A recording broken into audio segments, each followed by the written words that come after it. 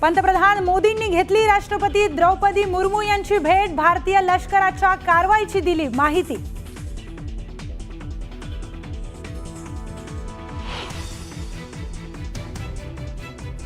केंद्रीय कॅबिनेट बैठकीत पंतप्रधान मोदींकडून ऑपरेशन सिंदूरच्या यशाबद्दल भारतीय लष्कराचं कौतुक, भारतीय लष्कराने केलेल्या यशस्वी कामगिरीबद्दल सैन्याच्या कामगिरीबद्दल गौरव।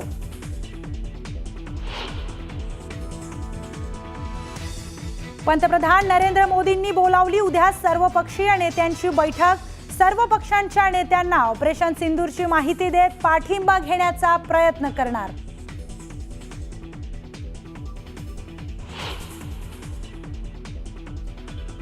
पाकिस्तानातील दहशतवादी अड्डे उद्ध्वस्त केल्यानंतर केंद्रीय गृह मंत्रालय अलर्ट, सीमावर्ती भागातील मुख्यमंत्री पोलीस महासंचालकांची बैठक।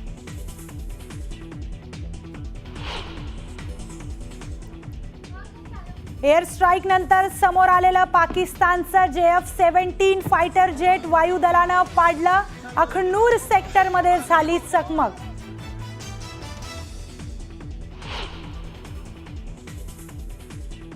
भारताच्या हल्ल्यात जैश ए मोहम्मदचे 42 दहशतवादी ठार, ऑपरेशन सिंदूरमध्ये बहावलपूरच्या तळावर हल्ला, मसूदच्या कुटुंबातील 10 जणांचाही खात्मा।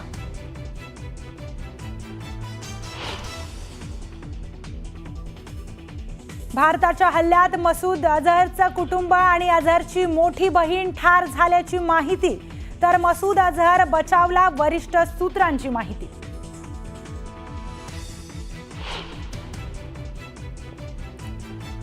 ऑपरेशन सिंदूरमध्ये मुझफ्फराबादमधील हिजबुल मुजाहिदीनचा बिलाल दहशतवादी कॅम्प उद्ध्वस्त, हिजबुल्लाचा कमांडर याकूब मुघलचा खात्मा।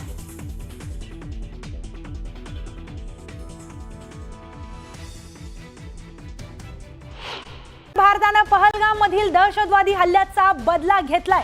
पाकव्याप्त काश्मीरसह पाकिस्तानमधील दहशतवाद्यांची 9 ठिकाणं भारतीय सैन्यानं उद्ध्वस्त केली आहेत। भारतीय सैन्यानं ऑपरेशन सिंदूर अंतर्गत ही मोठी कारवाई केली। भारताकडून पाकव्याप्त काश्मीरमधील दहशतवादी तळांवर हवाई हल्ला करण्यात आलाय।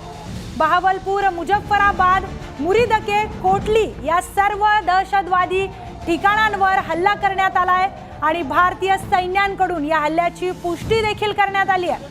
भारत सरकारने आपल्या निवेदनात म्हटलंय, या कारवाईत पाकिस्तान आणि पाकव्याप्त काश्मीरमधील दहशतवाद्यांच्या तळांना लक्ष्य करण्यात आलंय। याच ठिकाणावरून भारतावर दहशतवादी हल्ल्याचा कट झाला आणि त्याची अंमलबजावणी देखील करण्यात आली आणि त्यामुळे हेच अड्डे हल्ल्यासाठी निवडण्यात आले।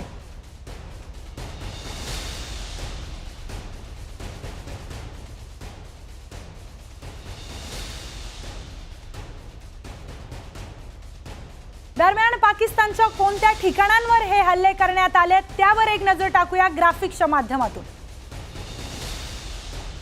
दरम्यान बहावलपूरमध्ये हल्ला झालाय, दुसरा म्हणजे मुरीदके इथे हल्ला झालाय, तिसरा कोटली, बिंबर, सियालकोट आणि मुझफ्फराबाद म्हणजे POK आणि पाकिस्तान या दोन्ही भागात हल्ला झालेला आहे। गुलपूर देखील त्याच्यात आहे।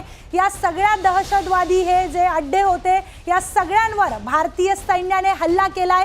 यामध्ये बहावलपूर आहे, तर सगळ्यात महत्त्वाचं म्हणजे बहावलपूरमध्ये जैश ए मोहम्मदचा तळ होता आणि हा सगळ्यात मोठी आतंकवादी संघटना होती, त्यामुळे इथे हल्ला झालेला आहे।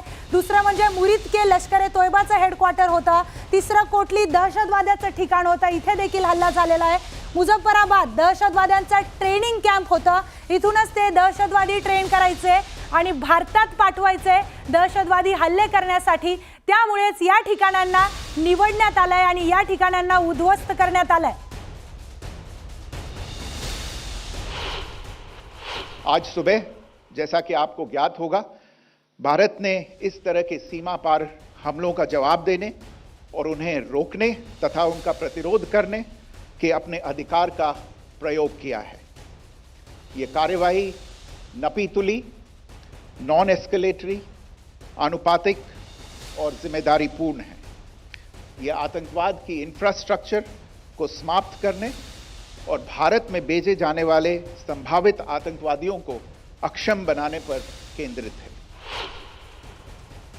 ऑपरेशन सिंदूर 22 अप्रैल को पहलगाम में हुए विभत्स आतंकवादी हमले के शिकार मासूम नागरिकों व उनके परिवारों को न्याय देने के लिए लॉन्च किया गया था।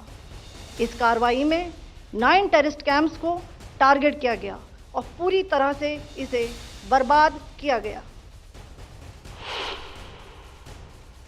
इन लक्ष्यों का चयन विश्वसनीय इंटेलिजेंस सूचनाओं के आधार पर हुआ ताकि आतंक गतिविधियों की रीढ़ तोड़ी जा सके और यह खास ध्यान दिया गया कि निर्दोष नागरिकों और सिविलियन इंस्टॉलेशन को नुकसान न पहुंचे। तर पाकिस्तानमध्ये घुसून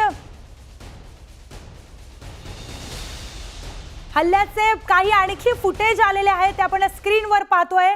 हल्ल्याचे नवीन फुटेज न्यूज 18 लोकमतच्या हाती लागले ते आपण पाहतोय। हल्ला कशा प्रकारे झाला, ज्या सुसाइड ड्रोन मार्फत हा हल्ला करण्यात आलाय त्या ड्रोन मध्येच हे कॅमेरे लावण्यात आले होते, त्यातून हे फुटेज समोर आलेले आहे। टार्गेट 1 आपण बघतोय, एक कोटली पाकिस्तानमध्ये घुसून भारताने दहशतवाद्यांच्या नांग्या ठेचल्यात। स्क्रीनवर आपण व्हिडिओ बघू शकतो। पहलगामच्या बैसरण व्हॅलीत निरपराध 26 पर्यटकांना गोळ्या घालण्यात आल्या, त्या निष्पाप जीवांचा तिथे मृत्यू झाला आणि याचाच सडेतोड उत्तर भारताने दिलंय। हा नवीन व्हिडिओ समोर आलाय। स्क्रीनवर आपण पाहतोय कसा दहशतवाद्याच्या नांग्या भारताने ठेचल्यात। पाकिस्तानमध्ये घुसून भारतीय वायुदलाने ही एअर स्ट्राईक केली आणि लष्कर-ए-तोयबा तसंच जैश-ए-मोहम्मद आणि हिजबुल्लाचे हेडक्वार्टर आणि दहशतवादी स्थळे देखील निस्तनाबूद केली आहे। भारतीय लष्कराचं हे सर्वात मोठं यश म्हटलं जातंय। ऑपरेशन सिंदूर मधील पहिलं टार्गेट म्हणजे अब्बास दहशतवादी कॅम्प।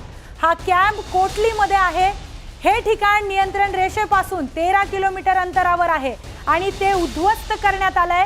इथेच दहशतवाद्यांना भारत विरोधी कारवायांसाठी ट्रेनिंग दिलं जायचं आणि भारताने हा ट्रेनिंग कॅम्प उद्ध्वस्त करत जमीनदोस्त केलाय। एअर स्ट्राईक झाला त्यावेळी इथे 50 दहशतवादी असल्याचं बोललं जातंय। मध्यरात्री 1:04 अब्बास दहशतवादी कॅम्प उद्ध्वस्त करण्यात आलाय आणि जवळपास अधिकृत आकडा नसला तरीही जवळपास 50 दहशतवादी तिथे असल्याचं बोललं जातंय।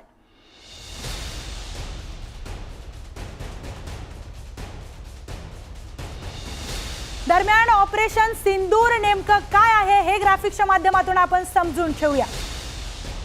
पहलगाम मध्ये धर्म विचारून अनेकांवर गोळीबार करण्यात आलाय आणि या गोळीबारामधून तो सिंदूर ऑपरेशन निर्माण झालंय। दहशतवाद्यांनी महिलांना सोडून त्यांच्या पतीला मारले।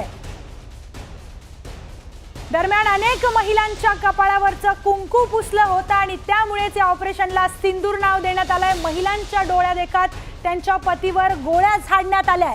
महिलांच्या डोळ्या देखत त्यांच्या पतीवर गोळ्या झाडण्यात आल्या। प्रत्युत्तर देण्यासाठी ऑपरेशन सिंदूर नाव ठरवण्यात आलं आणि ऑपरेशन सिंदूर यशस्वीपणे पार पडलंय। दरम्यान भारतीय सैन्य दलाकडून दहशतवाद्यांचे तळ ऑपरेशन सिंदूरच्या माध्यमातून उद्ध्वस्त करण्यात आले। ऑपरेशन सिंदूरच्या माध्यमातून दहशतवाद्यांना चांगलाच धडा शिकवलाय भारतीय सैन्याने। महिलांचं कुंकू पुसण्याची हिम्मत केली तर युद्ध मांडलं जाईल, हा स्पष्ट संदेश अख्ख्या जगाला भारताकडून देण्यात आलाय।